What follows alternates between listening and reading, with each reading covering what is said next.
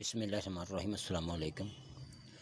ملک میں جب بھی کوئی آفت آتی ہے تو کچھ لوگ اپنا کام چھوڑ کر مذہب اور اولیاء کرام پر بے جا تنقید شروع کر دیتے ہیں۔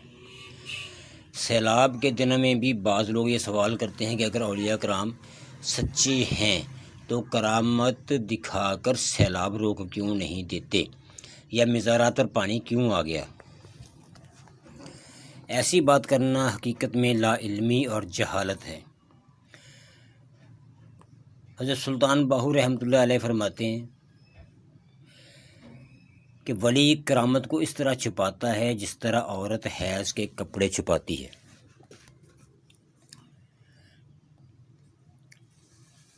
قرآن پاک میں کرامات کا ذکر موجود ہے۔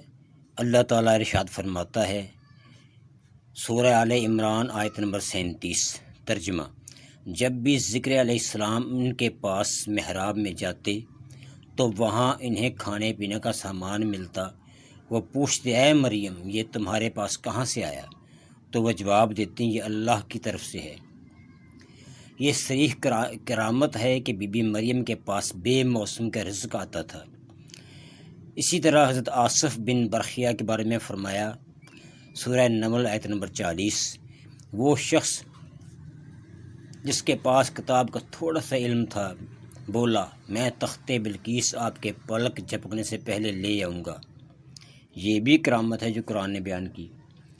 اب آتے ہیں حدیث مبارکہ پر۔ رسول اللہ خدا صلی اللہ علیہ وآلہ وسلم نے فرمایا، ترمذی شریف کی حدیث نمبر 3127، مومن کی فراست سے بچو کیونکہ وہ اللہ کے نور سے دیکھتا ہے۔ یہ دراصل اولیاء اللہ کے باطنی کمالات اور کرامات کی طرف واضح اشارہ ہے۔ اب سوال یہ ہے کہ اگر کرامت حق ہے تو پھر اولیاء اپنے مزارات یا شہروں کو آفات سے کیوں نہیں بچا لیتے؟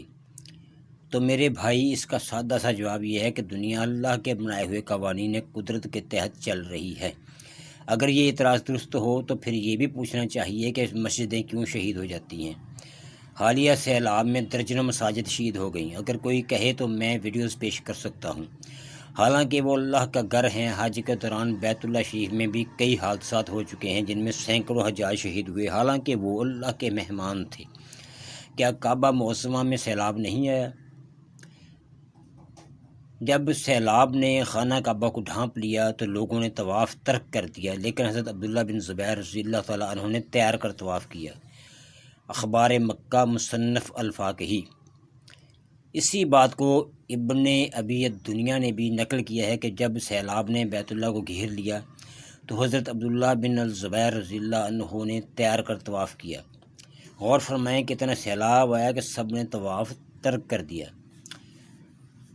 1941 کے سیلاب کے دوران بھی ایسا واقعہ پیش آیا جب ایک بحرینی نوجوان علی الاوسی نے بحر طواف یعنی مائے طواف کے اندر تیار کر خانہ کعبہ کا طواف کیا۔ اصل بات یہ ہے کہ اللہ تعالیٰ ہر چیز پر قادر ہے، مگر اس نے دنیا کو ایک خاص نظام کے تحت چلانا ہے۔ ولی کبھی اپنے مطالبے پر کرامت نہیں دکھاتا، بلکہ اگر اللہ چاہے تو ان کی دعا قبول فرما کر اپنی قدرت کا اظہار کر دیتا ہے۔ اور یاد رکھیں، کرامت ہمیشہ اللہ کے اذن اور قدرت سے ہوتی ہے، ولی محض وسیلہ ہوتا ہے۔ حضرت سلطان باہو عین الفقر میں فرماتے ہیں، ولی کرامت کو اس طرح چھپاتا ہے جس طرح عورت اپنے حیض اور نفاس کو چھپاتی ہے۔ یعنی اللہ عز و جل کے ولی کے نزدیک اصل چیز معرفت الہی ہے، کرامت نہیں۔ نتیجہ یہ نکلا کہ کرامت حق ہے، مگر یہ اللہ کی عطا ہے، نہ کہ ولی کی مرضی۔ اور کسی آفت کے وقت اولیاء کرام پر اعتراض کرنا دراصل قرآن و سنت کے بیان کردہ اصولوں کی خلاف ورزی ہے اور نری جہالت ہے۔